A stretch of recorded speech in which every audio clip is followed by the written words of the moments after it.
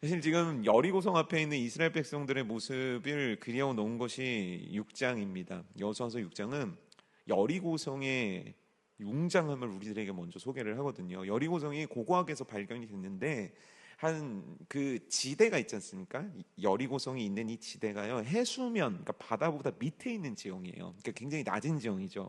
근데 여기 우뚝 솟은 언덕 같은 곳 위에 있는 게 여리고성입니다. 대략 여리고성의 보통 성벽의 높이가 10m 정도였다고 해요. 굉장히 높은 거죠, 10m면. 그리고 거기에 이렇게 망루처럼 쭉 올라와 있는, 적들을 보기 위해서 만들어 놓은 망루의 높이가 8.5m 정도 됐다고 합니다.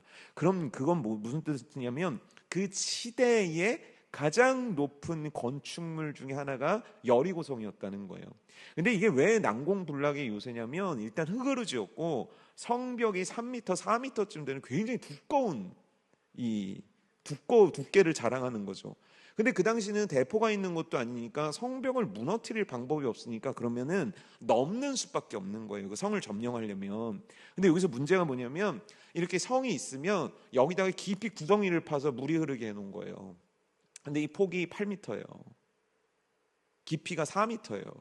그러니까 뭐냐면 배가 있어야 된다는 뜻이고 다리가 있어야 된다는 뜻이고 어마어마하게 긴 사다리가 필요했다는 뜻이죠. 그런데 그게 그 당시 있었겠냐고요, 이스라엘 백성들에게. 근데 이스라엘 백성들은요, 그냥 계속 행진을 해와서 여리고성을 딱 봤을 때 뭐냐면 밑에서 올려다보는 굉장한 웅장함에 그들이 기가 눌릴 수밖에 없는 상황이 여리고성 앞에서 이스라엘 백성입니다. 근데 우리들은 그 성이 대단하구나라고 별로 생각하지 않아요. 그리고 지금 이스라엘 백성들이 뭔가 그 성에 압도되었다고 별로 생각하지 않습니다. 왜냐하면 지금 하나님의 말씀도 이스라엘 백성들의 모습도 전혀 두려움을 느끼고 있지 않기 때문이에요.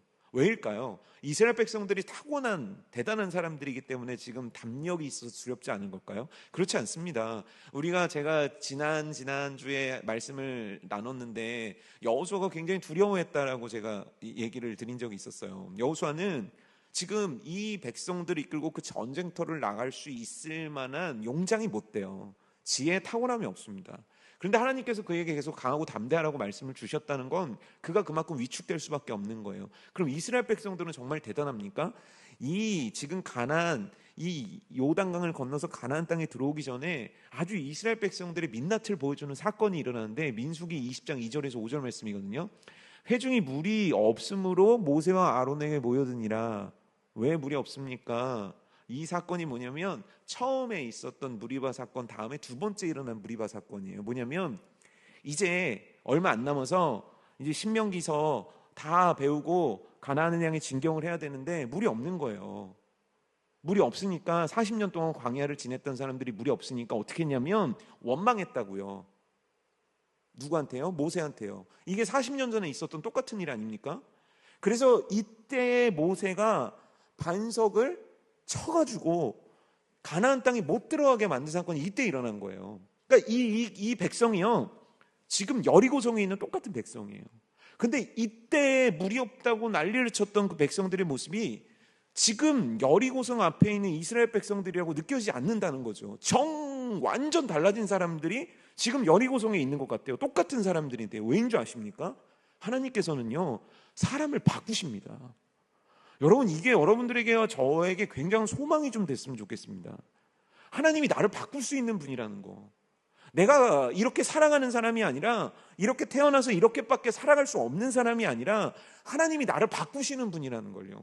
하나님이 내 가정을 바꾸고요, 내 자녀를 바꿀 수 있는 분이란 거를 여러분 꼭 믿으셨으면 좋겠습니다. 아니, 믿어야만 합니다. 왜냐하면 예수님께서 오신 이유이기 때문이에요. 예수님께서 왜 우리를 위해 오셨습니까? 우리 바꾸려고 오신 거예요. 우리의 영원의 인생을 바꾸려고요. 우리의 지금의 인생을 바꾸려고요. 우리의 괴팍스러운 성격 바꾸려고요. 우리의 질병으로 시달리는 인생 바꾸려고요. 우리 가난으로 시달리는 인생 바꾸려고요. 하나님은 예수님 믿으면 복 받습니다, 이렇게 얘기하면 기복주의 신앙이라고 하는데, 여러분, 예수님 믿으면 반드시 복을 받습니다. 왜냐하면 인생이 바뀌기 때문입니다. 미래가 바뀌기 때문입니다. 영원히 바뀌기 때문입니다. 여러분, 이게 예수님께서 오신 이유입니다. 나를 바꾸시겠다는 거예요. 여러분, 특세 때 여러분들의 열망이 되었으면 좋겠습니다. 하나님, 나를 바꿔주세요. 나를 변화시켜 주세요. 이런 시시한 신앙인 말고 진짜 성령의 사람으로 나를 변화시켜 주세요. 하나님, 내 가정도 좀 변화시켜 주세요. 아주 아침이면 미치겠습니다, 내 아들 깨우기. 우리 이제 중고등 중고등부 가면은 자녀 깨우는 게 그렇게 일이잖아요. 딱 말만 하면 좀 바짝 일어나면 안 됩니까? 우리 갓난애기들도 주일이면은 다 지가 세수하고 이빨 닦고 머리 딱 빗고 어머니 일어나세요. 아침 드시고 같이 교회 가시죠. 왜 이럴 수 없겠습니까? 하나님께서 우리를 변화시키기 원하시는 거예요. 똑같은 이스라엘 백성들을 전혀 새롭게 만드셨다는 겁니다. 여리고성 앞에서 두렵잖아요. 여리고성 앞에서 무섭잖아요. 우리 각자 여리고성이 있지 않습니까? 어떤 이는 취업의 여리고성이 있고, 어떤 분은 가난의 여리고성이 있고, 어떤 이들은 지금 막막한 건강의 문제 때문에 여리고성이 있고, 그거 우리가 무슨 수로 무너뜨릴 수 있습니까? 그런데 오늘 이스라엘 백성들은요, 여호수아는 무너뜨릴 줄 믿습니다 하고 그 자리에 서는 거예요. 오늘 하나님께서 하신 명령이 너무 독특하거든요. 성을 도르라는 거예요, 6바퀴를. 그리고 마지막 날 몇 바퀴 돕니까? 7바퀴 돌고 소리 지르라는 거예요. 그럼 너네가 이길 거라는 거죠. 그럼 이 불확실한 말씀 가운데 이스라엘 백성들이 택한 행동이 뭔지 아십니까? 여호수아서 6장 14절에 보면 이같이 행하니라. 왜요? 믿으니까요. 왜요? 변화됐으니까요. 믿지 못했던 자, 오늘 물 없으면 우리 어떻게 삽니까? 물이 없어서 우리를 죽이려고 합니까? 이렇게 외쳤던 자들이 불과 얼마 지나지 않아 이같이 행하니라. 아무 대꾸도 없이 이같이 행하니라. 이 불가능해 보이는 미션 앞에서 이같이 행하니라. 여러분, 주님께서 우리를 이렇게 믿음의 사람들로 바꿔내실 줄 믿습니다. 뭐지 이런 얘기하면 막 아멘 할 것 같은데 어떤 분이 오셔야 아멘을 할 건지. 여러분, 주님은 우리들의 인생을 바꾸시는 분입니다. 그 주님을 기대하는 게 우리들의 특권임을 잊지 마십시오. 우리가 기대하고 기도하고 나의 변화를 놓고 내 인생의 변화를 놓고 내 가정의 변화를 놓고 주님께 두드릴 때 주님께서 반드시 응답해 주신 분이신 줄 믿습니다. 이 고난 주간에 제가 청년들하고 함께 나누었던 기도 제목이 그거였거든요. 이사야서 말씀을 보면 그가 채찍에 맞음으로 이 구절 있지 않습니까? 그가 고통을 당해서 우리가 나음을 얻었도다 했을 때 그 나음이라는 단어가요, 여호와 라파를 뜻하거든요. 치료하시겠다는 거예요. 왜 십자가에 못 박히셨는지 아십니까? 나 치료하시려고요. 나 병들고 나 썩었고 우리 가정 썩고 우리 가정 병들고 내 미래 썩었고 내 미래 병들었잖아요. 근데 예수께서 그걸 고치시겠다는 겁니다. 그래서 오셨다는 겁니다. 이게 복음이고 이게 진리이고 이게 예수께서 오신 이유입니다. 오늘 이스라엘 백성들을 전혀 다른 사람들로 바꾸어서 여리고성 앞에 세우셨다면 하나님은 우리들을 완전히 바꿔서 우리들의 인생의 문제 앞에 세우실 줄 믿습니다. 이제 강하고 담대한 자로 우리들의 인생의 불가능한 속에 세우실 줄 믿습니다. 그리고 순종하게 하셔서 우리로 하여금 그 성 무너뜨리게 하셔서 그 영광 올려드리게 하는 인생, 저와 여러분들의 인생 되기를 주님의 이름으로 축복합니다. 그런데 그렇게 하신 과정 속에서 준비케 하신 하나가 있었다는 거예요. 근데 그 준비케 하신 것들을 우리가 놓쳐버리기 때문에 여리고성 앞에 담대하게 쓰지 못하는 겁니다. 여러분, 제가 퀴즈 하나 드릴게요. 잠도 오시는데 이 퀴즈는 뭐냐면 여호수아서 6장에 제일 많이 나오는 단어가 뭘까요? 여호수아서에 제일 많이 언급되는 단어, 스토리는 뭘까요? 첫 번째는 뭐냐면요, 7이라는 숫자가 제일 많이 나옵니다. 그리고 두 번째 많이 나오는 이 단어는 여호와의 궤입니다. 이상하죠? 정복전쟁이잖아요. 사실 교회를 다니건 교회를 다니지 않건 간에 몇몇 아는 기적의 이야기 중에 하나 아는 게 여리고성 무너진 거예요. 왜냐하면 여러분들 주일학교 때도 정말 많이 들었고 막 이거 돌아요 하면서 여러분들 막 돌면서 게임 진행했던 분들도 계실 거예요. 왜냐하면 너무 드라마틱하니까요.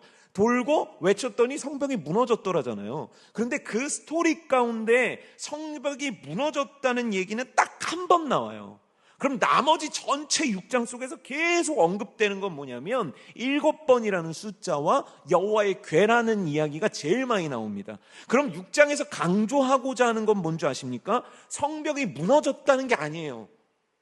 성벽이 무너졌다는 스토리는요, 하나님 입장에서는 당연한 거예요.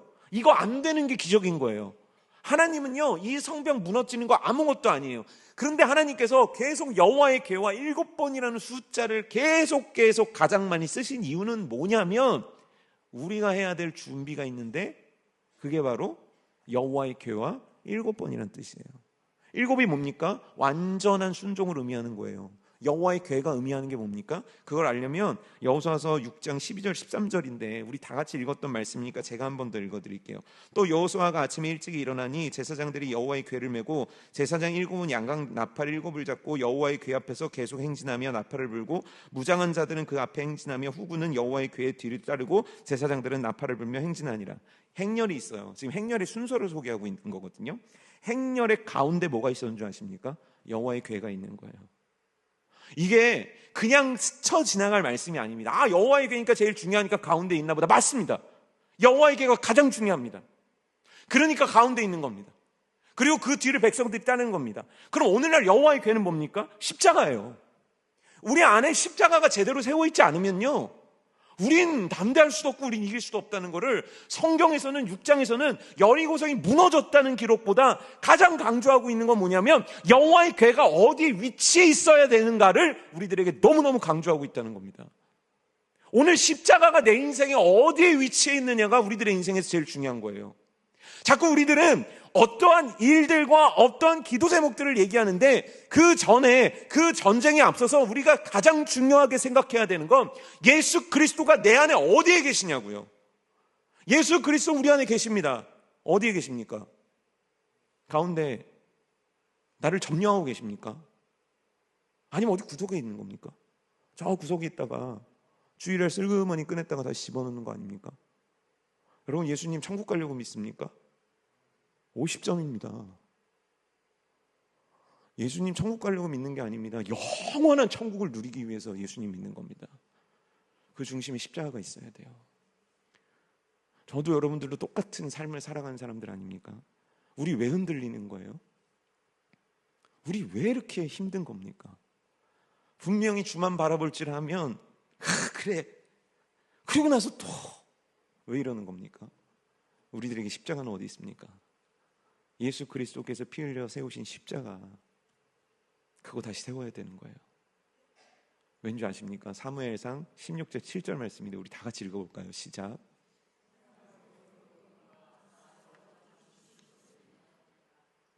사람은 외모를 본대요. 우리도 외모를 보죠. 우리도 겉을 보는 거예요. 그래서 여리고성이 미칠 것 같은 거죠. 그런데 하나님은 뭘 보십니까? 내 안에 십자가가 어디 있는지를 보신다는 거예요. 내가 예수 그리스도로 충만한가, 그걸 보신다는 거예요. 그럼 어떻게 되는 겁니까? 성벽은 무너진다는 거예요. 부가적인 거라고요. 가장 중요한 거는 뭐냐면 내 안에 예수 그리스도의 십자가가 내 안에 온전히 세워져 있는가, 내 삶의 중심부에 와 있는가, 내가 무엇을 먹든지 무엇을 마시든지 무엇을 행할 때에 예수 그리스도의 십자가가 내 안에 있는가. 여러분, 이게 우리들이 가장 중심을 봐야 하는 겁니다. 주님께서 보시는 건 그거예요. 제자들은 근데 그렇지 못했습니다. 제자들의 마지막에 우리들에게 보여준 기록은 누가복음 22장 24절 말씀이에요. 또 그들 사이에 그 중에 누가 크냐는 다툼이 난지라. 지금 그럴 때입니까? 지금 이럴 때입니까? 예수님이 죽겠다는데, 예수님이 우리를 위해서 죽으신다는데 제자들은 그때 무엇에 사로잡혔는가? 인간적인 것들, 세상적인 것들이 그들의 모든 것들을 다 지배해버렸다는 거예요. 그래서 십자가가 안 보이는 거예요. 그들이 굉장히 이해력이 짧고, 그들이 굉장히 무식하고, 그들이 굉장히 못 배워먹어서가 아닙니다. 그들의 마음을 차지한 것이 세상이었기 때문이에요. 예수님께서 원하시는 건 우리의 마음을 차지하는 것이 십자가이기를 원하시는 겁니다. 피 흘려 죽으신 그 십자가. 예수를 위해 살고 예수를 위해 일하고 예수님이 부르시는 날 기쁨으로 천국 가는 인생. 예수를 위해, 오직 나의 주님을 위해. 너무 당연한데 당연하십니까? 왜 예수님에 대한 무언가를 할 때 우리들에게는 그렇게 수많은 선택지가 주어지는 겁니까? 예수님 밖에 없는 삶, 그 중심을 보시고 그를 선택하시고 그를 통해 일하시고 그를 통해 역사하시는 하나님이십니다. 여러분, 이 고난주간이 여러분들에게 십자가가 세워지기를, 그런 시간 되기를 주님의 이름으로 축복합니다. 제가 이제 신방을 이렇게 다니는데 교회 어떻게 오셨어요? 그러니까 진짜 재밌는 걸 발견했는데, 교회를 어떻게 오셨어요? 해서 정말 의외로 많은 분들이 교회를 어떻게 왔는지 아십니까? 너무 궁금하죠? 주보 보고 왔어요. 홈페이지 보고 왔어요. 페이스북 보고 왔어요. 인스타그램 보고 왔어요. 그럴 것 같죠. 근데 의외로 많은 분들이 교회를 오게 된 이유 중에 하나가 십자가 보고 온 분들이 정말 많아요. 진짜로요. 십자가 보고요. 제가 이번 주에도 정말 많이 들었던 얘기인데 다 대광교회 문을 한 번씩은 들었대요. 근데 잠겨 있더라는 거예요. 근데 거기 대광교회 문을 이거 또 다른 교회 얘기해도 되나? 온라인으로 나가는데 어쨌든 뭐 얘기했으니까 흔들었는데 문이 잠겨 있는데 고개를 이렇게 드니까 아니 우리중앙교회 십자가가 있잖아요. 그래 저기 가볼까? 그래서 교회 오신 분들이 의외로 많으시더라고요. 십자가는요 가장 중요한 거예요. 그 모양이 중요하고 그러니까 교회는 십자가 많이 세워줘야 돼. 그러게 저기 하기 그런 얘기를 하는 게 아닙니다. 예수 그리스도의 십자가가 교회에서 가장 중요한 거예요. 우리에게 가장 중요한 겁니다. 오직 예수로 사는 것, 오직 예수를 위해 사는 것. 근데 여러분 이 말씀이 여러분들에게 굉장히 또 질책의 말씀이 되지 않는 이유는 뭐냐면 이 남자 때문이에요. 베드로라는 남자가 있잖아요. 이 베드로가 아까 얘기했던 그 논쟁 속에 끼어있던 사람이에요. 누가 크냐 했을 때 베드로는 정말 자식이 잘 되고 높아지고 싶었다는 거죠. 왜일까요? 베드로요, 배도 버렸고 그물도 버렸고 자기 인생도 버리고 예수님 따른 사람이에요. 가족도 있었잖아요. 가족도 버렸어요. 진짜 대단한 사람이에요. 그러니까 그에 따른 보상을 누려야 되잖아요. 그러니까 나도 높아지고 싶은 거죠. 그런데 그런 베드로가 처절한 실패를 겪어요. 왜죠? 십자가를 잃어버리거든요. 예수 그리스도가 고난당할 때 도망치고 예수 그리스도가 부활할 때도 도망쳤던 게 베드로거든요. 그런데 그 다음이 더 기가 막힌 거잖아요. 그리고 예수님이 나타나셨잖아요. 그럼 베드로가 변했을 것 같죠? 아니요, 또 도망가요. 그래서 예수님이 또 거길로 가서 만난 곳이 디베라 바다 건너편이에요. 그때 베드로는 결단하는 거예요. 네가 나를 사랑하느냐? 네, 내가 주님을 사랑합니다. 네가 나를 사랑하느냐? 네, 내가 주님을 사랑합니다. 네가 나를 사랑하느냐? 네, 내가 주님을 사랑합니다. 흔들렸던 십자가가 그의 마음에 그 세 번의 질문을 통해 쿵 박히는 겁니다. 그럴 때 하나님께서 그의 인생을 어떻게 만드시는지 예수님께서 그의 인생 가운데 예언하신 말씀입니다. 요한복음 21장 18절이거든요. 우리 다 같이 읽어볼까요? 시작.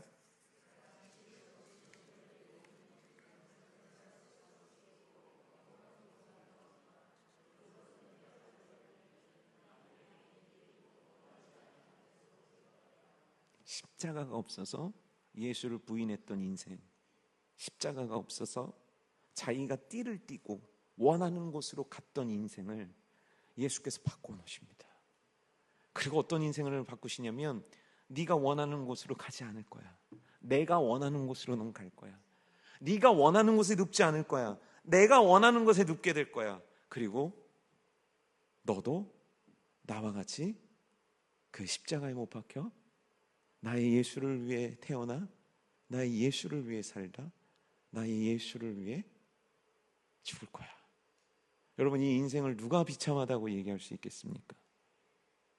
진짜 비참한 인생은 예수 그리스도의 십자가를 버리고 여전히 내가 띠띠고 내가 원하는 곳으로 달려가는 인생을 비참하다고 표현할 수 있는 거 아니겠습니까? 사랑하는 성도 여러분들이요, 이번 고난주간이 슬픔의 애도의 시간 되지 않기를 바랍니다. 예수 그리스도의 십자가를 내 안에 세워 내가 예수를 위해 살고 내가 예수를 위해 일하다 내가 예수를 위해 이 땅 떠나리라, 그 결단과 그 피로 맺은 언약을 여러분들 가슴에 새기는 축복된 고난주간 되기를 주님의 이름으로 축복합니다.